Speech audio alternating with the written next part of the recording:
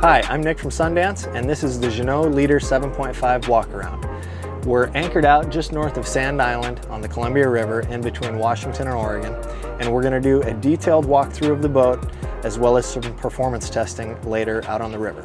Before I get into the detailed walkthrough, I'm going to tell you about some of the highlights of the boat real quick.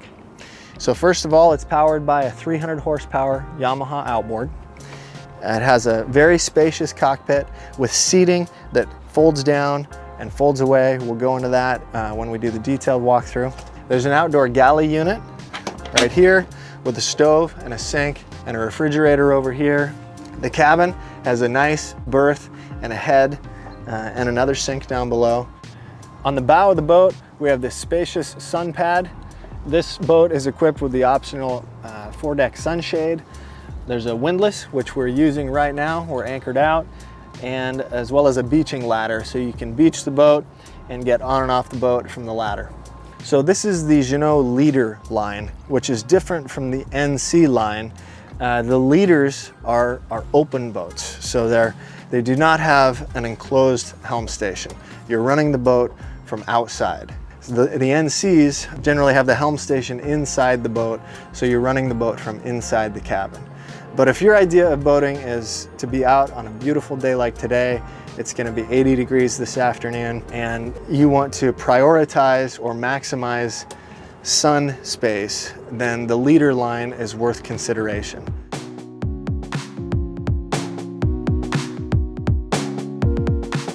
So I'm standing on the port side swim platform. As you can see, we have this large diameter stainless ski tow. You can tow a skier, you can tow a wakeboarder, you can tow an inner tube. So that gets it above, over the outboard. Little storage locker here. And the deck fill for the water to fill the freshwater tank is right here. There's a shower right here, so you can shower off when you're done in the salt water or the sand. And as well as a raw water wash down right here. Now inside the cockpit, we have seats on both the port and starboard side, as well as in the back here that fold down.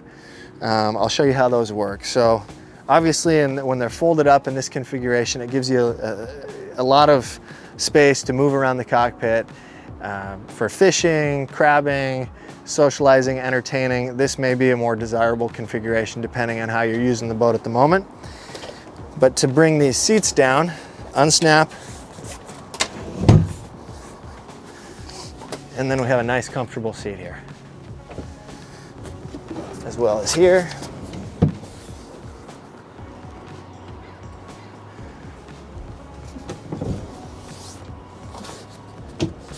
And right here. So now we have seating all around. If we put this one back up, we've got a two-person seat and a two-person seat opposing. That may make the most sense for dining. So the seats can be deployed in any configuration, depending on how many people you have aboard and how you desire to use the cockpit. This table in the middle of the cockpit is really easy to remove if you're not using it. Just pull it off. I'm gonna stow it down below real quick. And this, same thing.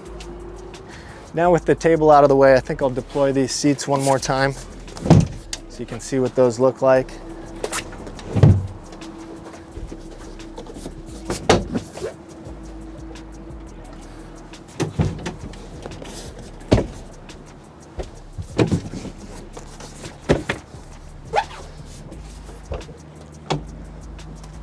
And then some other things in the cockpit. This is the manual bilge pump. This is the handle for it. This is a fuel shutoff that shuts off the fuel flow from the tank to the engine, shuts it off real close to the tank. We'll see where that's located a little later on when we get down under the cockpit. On the starboard side of the cockpit, we have the main battery switches. So there's the house battery switch, the engine battery switch, and a breaker for the windlass. And then right next to that, we have the shore power inlet. So this is where the shore power cord plugs in. Something to note about these cup holders, they are cup holders and fishing rod holders. So there's a larger diameter cup holder on top, and then it necks down to a smaller diameter for a fishing rod to go into. These cup holders and the center console here are not fishing rod holders. These are just cup holders. Here we have the outdoor galley unit. So this opens up just like that, exposing the propane stove and the sink.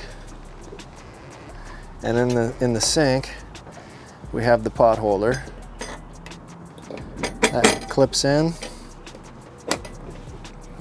And then these knobs loosen up to accommodate different size pots. And you just tighten them back down. And under the stove is the propane locker.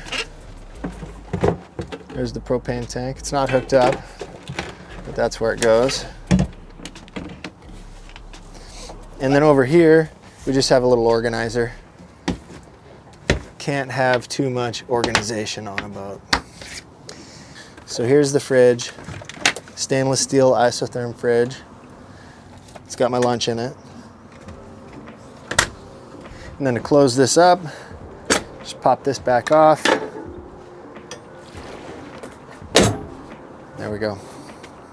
At the helm, we have a 2-person helm seat with bolsters on both sides that flip up and down.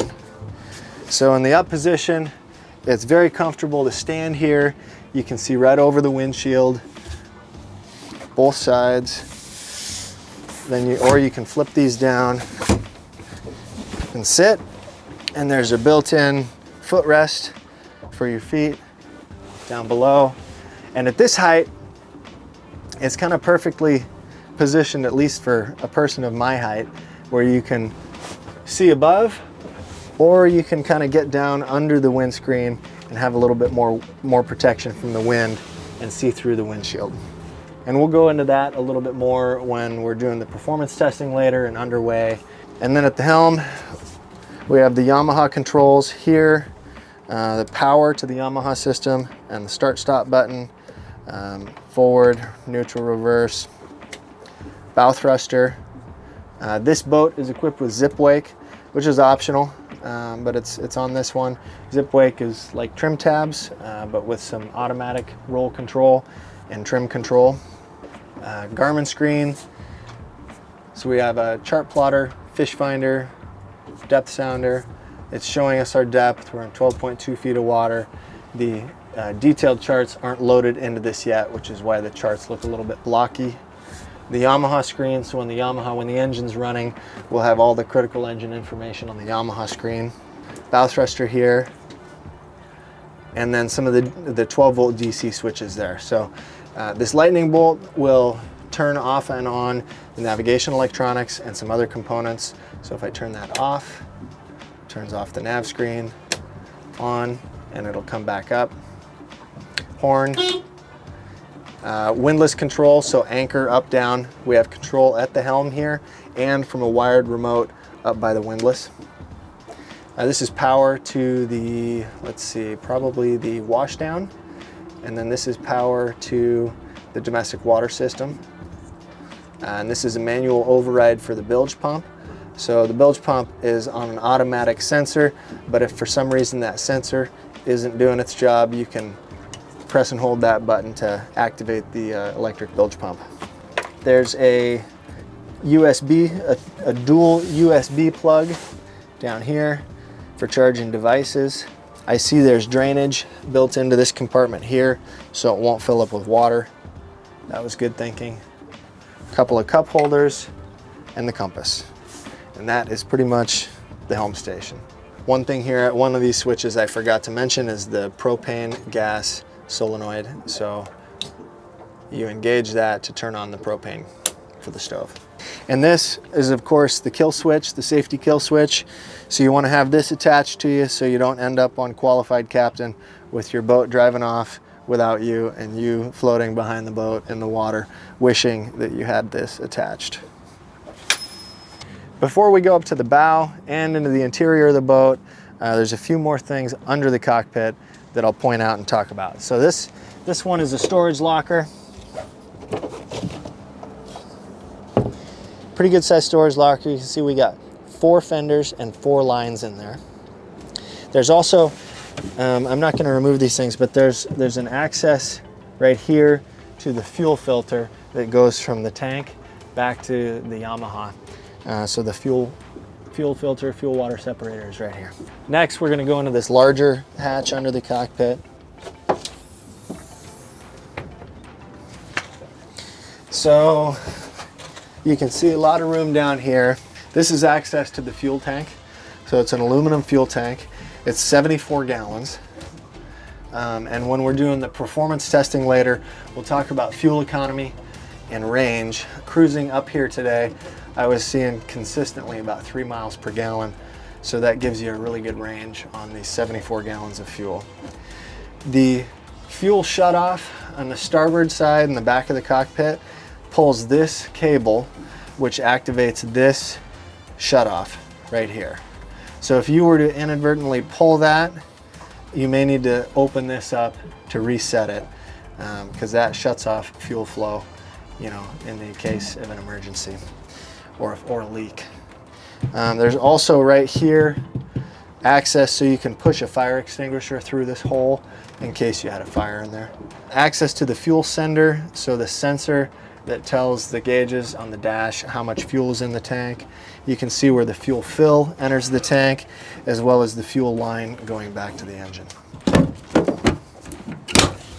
Down here, we have the 2 batteries. There's a house battery and an engine battery. So the engine battery starts the engine. House battery runs all the lighting, the water pump, the electronics. So they're separate, so that if you were to drain the house battery, you can still start the engine. On this side, on the port side, we have the domestic water pump. And then under here on the port side, we have the raw water washdown, so another water pump. Behind the batteries, you can see the water tank. So there was the water fill back on the port side swim platform, which fills into this water tank here. And then you can see a water line going to the domestic water pump. And then this goes to the shower back there, the sink, both sinks. So there's the outdoor sink and the indoor sink. The head is a raw water head, so it's not coming from this water source. And we'll see that later when we go into the head. There's a high water alarm right here on a float switch. And then below that, there's access to both the electric bilge pump, the yellow pump at the back there. And then this is the manual pump. That's the pickup for the manual pump that we looked at earlier. Back here is the transducer for the Garmin unit. So that gives us the depth and the fish finder information. Right here on this forward bulkhead, we have the galvanic isolator. And then right here, where there's nothing, that is where the battery charger would normally go. And we're still experiencing some of the effects of COVID supply chain issues.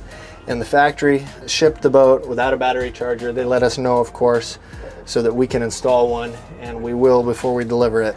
But the battery charger goes right here. Everything's pre-wired. All we have to do is hook it together. Next, we're gonna go up onto the bow. So the port side deck is a little wider and a little deeper than the starboard side. The starboard side, still decent sized side deck. That's the waste pump out, by the way, while we're here. That is where you suck the waste out of the holding tank. So it's still pretty good size. And of course, you got a lot to hold on to. But the port side is wider and deeper.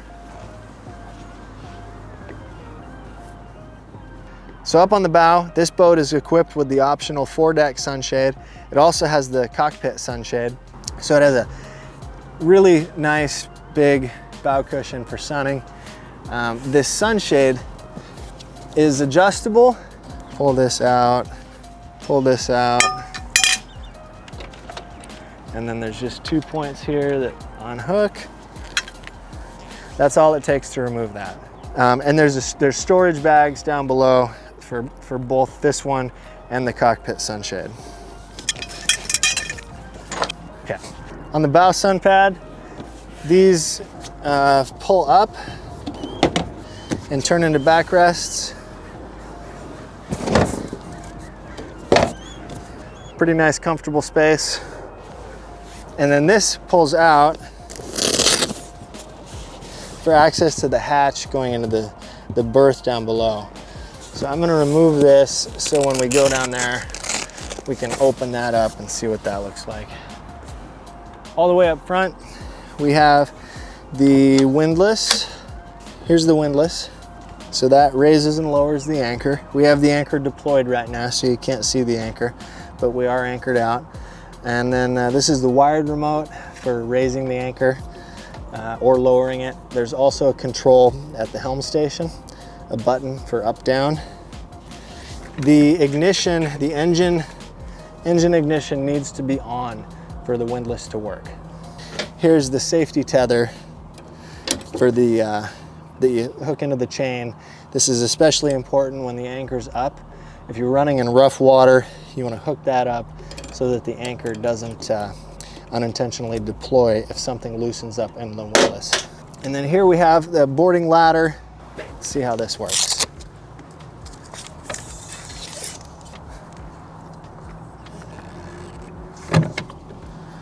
So it goes all the way down to the water, but if you were to beach the boat, you can get on and off the boat from that ladder.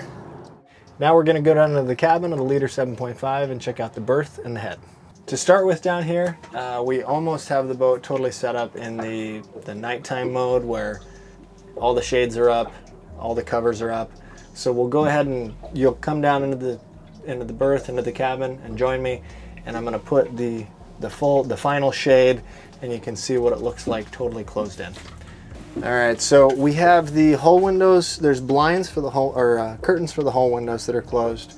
There's a window here that has its cover on it. There's a hatch here with a window that has its cover on it.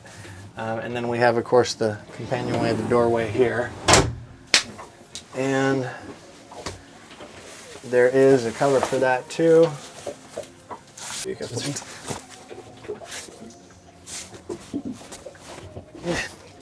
So there it is with all the windows covered, everything closed up for privacy or nighttime. Now we're gonna go back the other way, open everything up.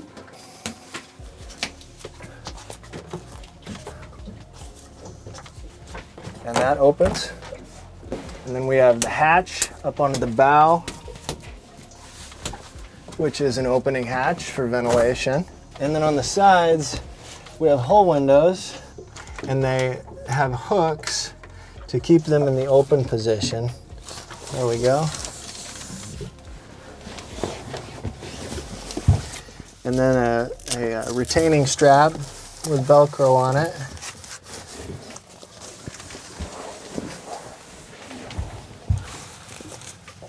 So you can see with all the windows open, there's a lot of natural light in here. It's really nice, really airy, a lot of ventilation. Next, I'm going to take apart the berth because this converts into a seating area.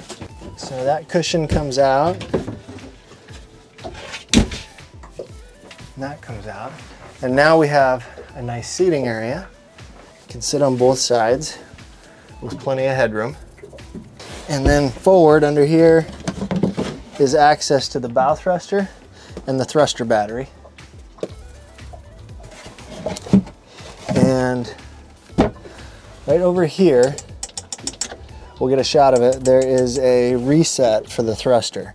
So if the thruster is overloaded, if it's overheated, if there's something stuck in there, it has a built-in safety feature to shut it off, and that can be reset right there. Over here, we have storage.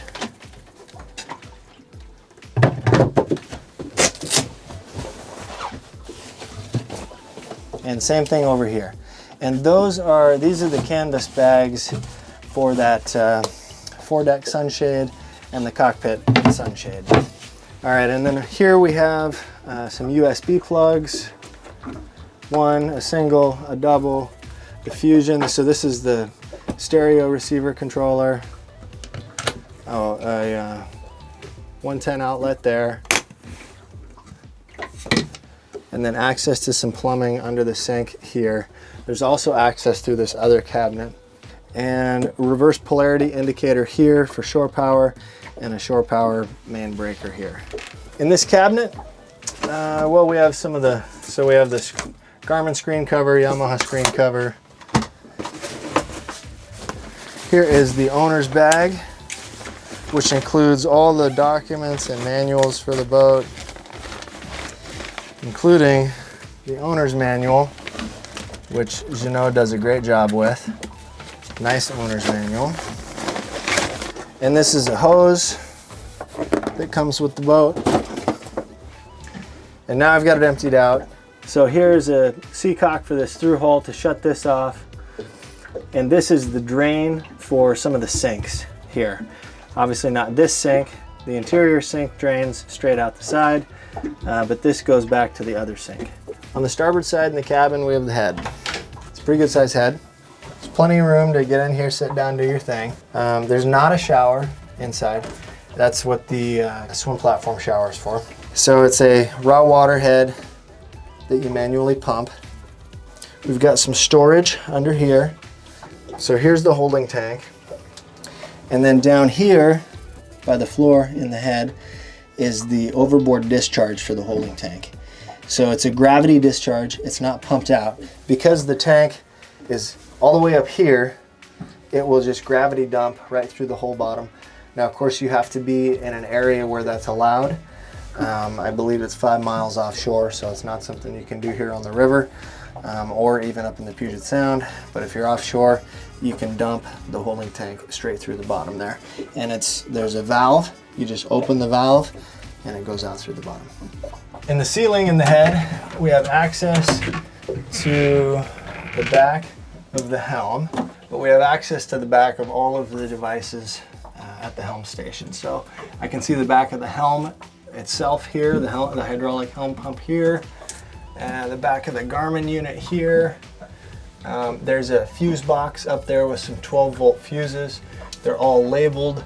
I can see horn, zip wake, refrigerator, cabin lights, USB, water pump, as well as some other stuff, bilge pump. So that would be a place to check for a blown fuse if something wasn't working. And there's room on that helm to add devices if you wanted to, and it could all be accessed through this area down here.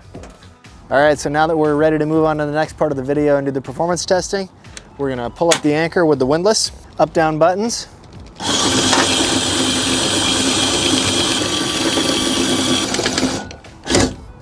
And there we go. And then we'll put this lock on this tether on the chain, and we're ready to get going. So we're still out here on the Columbia. It's a river and it has a pretty significant current. So we're gonna go upriver to start, record the speeds at intervals of 500 RPMs, speed, fuel consumption, miles per gallon, and then we'll turn around, go the other way, take the same measurements, and then in editing we'll put something over the video so you can see what the combined average speeds and miles per gallon were at the different RPMs. So here we go. Okay, so we're idling 600 RPM, so that'll be the slowest we can go. We're getting, it's almost too slow to, yeah, well, 3.2 miles per hour, 0.6 gallons per hour, and it's about 4.95 miles per gallon. Okay, 500 RPMs, 3.2 miles per hour, 0.7 gallons per hour, 4.5 miles per gallon.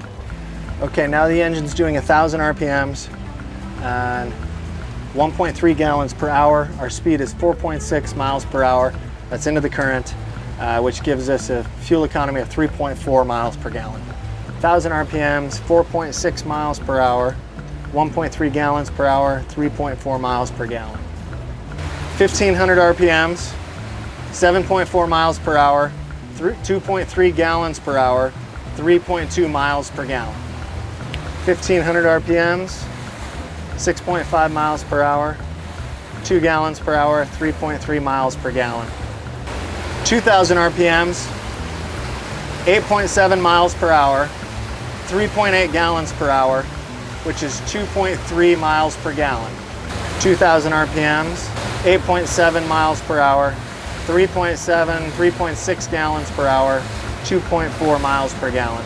Now keep in mind we're about to get into a kind of an inefficient speed range where the boat is getting up onto plane and it's pushing more water while it's doing that. At that point, we will have left displacement speeds behind, so we lose that efficiency, and we're not yet up on plane, which is when it's going to become more efficient again. So we should expect to see the miles per gallon suffer a little bit, and then that's going to pick up once we're up on plane fully established.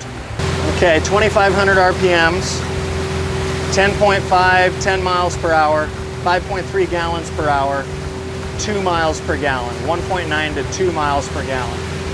2,500 RPMs, 10.9 miles per hour, 5.4 gallons per hour, 2 miles per gallon. 3,000 RPMs, 14.1 miles per hour, 6.5 gallons per hour, 2.2 miles per gallon. 3,000 RPMs, 14.1 miles per hour, 6.6 gallons per hour, 2.1 miles per gallon. 3,500 RPMs, 21.9 miles per hour, 8.2 gallons per hour, and 2.8 miles per gallon. So now we're up on plane, and it's going to become more efficient again. 3,500 RPMs, 24 miles per hour, 8.3 gallons per hour, 2.9 miles per gallon. 4,000 RPMs, 30.2 miles per hour, 31 miles per hour, 11.5 gallons per hour, and 2.6 miles per gallon. 4,000 RPMs, 29.6 miles per hour, 10.8 gallons per hour, 2.7 miles per gallon. 4,500 RPMs, 33.6 miles per hour, 14.5 gallons per hour, 2.3 miles per gallon. 4,500 RPMs, 33.6 miles per hour, 13.6 gallons per hour, 2.5 miles per gallon. 5,000 RPMs, 38 miles per hour, 18.1 gallons per hour, 2.1 miles per gallon. 5,000 RPMs, 37.5 miles per hour, 18.8 gallons per hour, 2 miles per gallon. 5,500 RPMs, 42 miles per hour, 26 gallons per hour, 1.6 miles per gallon. 5,500 RPMs, 25 gallons per hour, 1.6 miles per gallon, 41.2 miles, 41.3 miles per hour. That's wide open throttle, 5,700 RPMs, about 43 miles per hour, 26.7 gallons per hour, 1.6 miles per gallon. And wide open throttle, 26.8 gallons per hour, 1.6 miles per gallon, 43 miles per hour. So after all that testing, I would say my favorite speed and RPM range is about 33 to 3,400 RPMs, which gets us about 22, 23 miles per hour, and almost, well, it's just touching 3 miles per gallon. So low 20s miles per hour and 3 miles per gallon, pretty good. That's a nice, comfortable speed. I'm not worried I'm gonna lose my hat. Don't have to yell to talk. Nice, comfortable cruise speed. You can do this all day long. One thing that's worth noting that relates to the performance of the boat, the hull was designed by Michael Peters, who's a renowned naval architect who specializes in hull design. And Jeanneau tasked him with specifically creating a hull for this boat that has a minimal bow rise to get onto plane, gets up onto plane quickly and early, meaning in the lower speed regimes, it gets up on plane, which is of benefit because you can cruise the boat at in the high teens or the 20s Some boats want to be off plane or going really fast on plane in the 30s, and while you can do that with this boat, you don't have to. It kind of expands the range of comfortable cruising speeds, which is nice, especially in the Northwest where we have rough water sometimes, and cruising at 25 instead of 35 can be a lot more comfortable when that's the case. But if you've got flat water, you can do 35 all day long too. Gives you some more flexibility. So shout out to Michael Peters for the whole design on the Leader 7.5.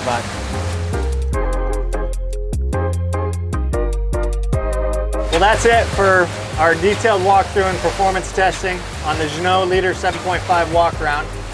I hope this information was useful for you. I really enjoyed running this boat. It handled really well.